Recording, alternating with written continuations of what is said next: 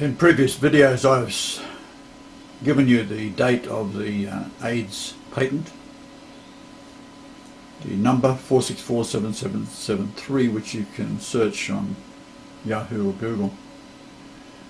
And what I'm going to talk about today is the coming utericide, and how Janelle and I have arranged to send all of the information to the Governor-General of Australia, who has, for your American and European viewers, has the power to shut down the government, because all laws have to be passed and ratified by the Queen, which is carried out on her behalf by the Governor-General. So the Governor-General has an enormous power. In fact, the government was shut down when Gough Whitlam was the Prime Minister on the 10th of October 1975, when the next day he was going to expose the CIA's involvement in all of Australian affairs, from unions to the banking and to the politicians and so forth. He was sacked the next day by the Governor-General, John Kerr. Now, the Codex is the enemy of everyone except those who will profit from it, according to Dr. Leibel. She points out to its association with those committed crimes during the Nazi regime. At the end of World War II, the Nuremberg Tribunal judged Nazis who had committed horrendous crimes against humanity and sentenced them to prison terms. They didn't kill them all, which they should have done. One that was found guilty was a president of the megalithic corporation IG Farben, Hermann Schmidt. His company was the largest chemical manufacturing enterprise in the world and had extraordinary political and economic power and influence with the Hitlerian Nazi state. Farben produced the gases used in the Nazi gas chambers and the steel for the railroads built to transport people to their deaths. It was while he was in prison that an alternative to brute force was to control people, that he realized people could be controlled through their food supply. So this is just after World War II, so we're going back 50 odd years. So when he got out of prison, he went to his friends at the United Nations, that had been set up after 1945, by the way, by the United States, and laid out a plan to take over the control of food worldwide. So a trade commission called the Codex Alimentarius, Latin for Food Code, was recreated under the guise of being a consumer protection commission. But Codex was never in the business of protecting people. It has always been about money and profits at the expense of people. In 1962, the timetable was set for the Codex to be fully implemented on a global level on December 31st, 2009. So it was 1962 that they planned all this out to come to fruition December 31st, 2009. Under Codex, committees were established to create guidelines on such topics as fish and fisheries, fats and oils, fruits and vegetables, ground nuts, nutrition, food for specialised uses, and vitamins and minerals. There were 27 committees in all, creating a huge bureaucracy. Under Codex, there are 4,000 guidelines and regulations on everything that can be put into your mouth, with the exception of pharmaceuticals, which are not regulated by Codex.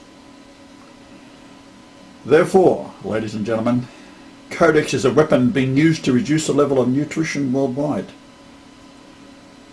Codex is an industry-dominated regulation-setting organisation, and as such has no legal standing.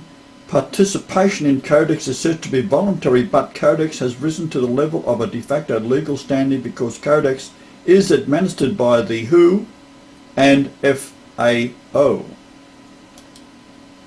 They fund it and run it at the request of the UN. Since the WHO and the FAO are supposed to be about health, there is conflict of interest. The committees of Codex work up guidelines, rules and regulation and present them to a Codex Commission for ratification. Once they are ratified and approved by the consensus, they become mandatory for any country that is a member of the WHO. Codex was accepted when the WTO was formed in 1994 as a means of harmonising food standards globally for easy trade between countries. As a result, countries must harmonise with Codex if they want to have any standing in a trade dispute. When disputes arise and countries are pulled into WTO, the one that is Codex compliant automatically wins, regardless of the merits of the case.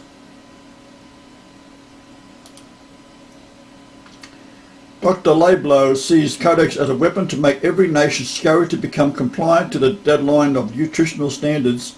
She points out that compliance in the USA will mark the end of the consumer protection laws. Codex will not serve consumers. Codex will serve the interest of the medical, pharmaceutical, biotechnological, chemical and big agricultural industries. Under Codex, nutrients are classified as poisons. The Dietary Substances Health and Education Act was signed in law in 1994 for the purpose of ensuring that a safe and appropriately labelled products would remain available to those who wanted to use them. In the findings associated with this law, Congress stated that there may be positive relationship between sound dietary practice and good health, and a connection between dietary supplement use, reduced healthcare expenses and disease prevention. Under DSHEA, nutrients and herb are classified as food. There is no upper limit set and access is freely given. Americans are allowed to have any nutrients they want because under English common law, anything that is not expressly forbidden is permitted. This of course applies to all countries, including Australia, which is the important point here, because if it all comes to pass and Australia tumbles, the world tumbles. The battle for the world is in Australia.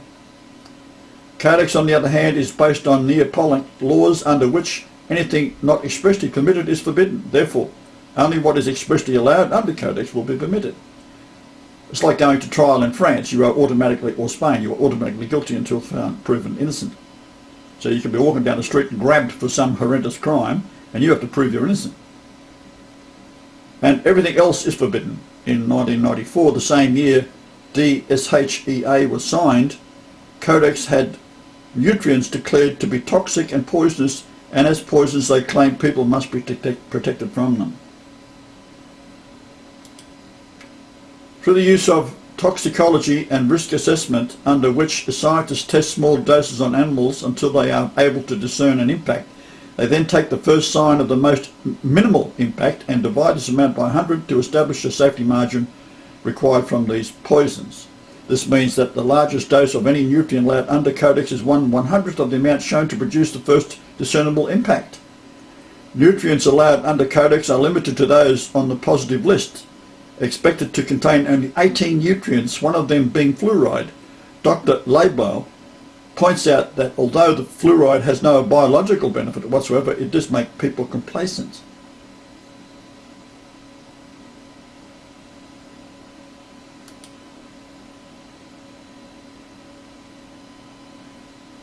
The Codex proponents now have several bills before Congress designed to overturn and get rid of DSHEA. Once this is accomplished, the US will have been harmonised with the vitamin and mineral guidelines of Codex. High potency, therapeutically effective, significant nutrients will then be illegal in the way the heroin is illegal. They will not even be available by prescription. Codex supports toxic food additives, pesticides and GM genetically modified foods. As I am the true king of the throne of David, I put the Australian government on notice, and this was done in 2002, at their time is up, that sending to the Government General far greater details of the above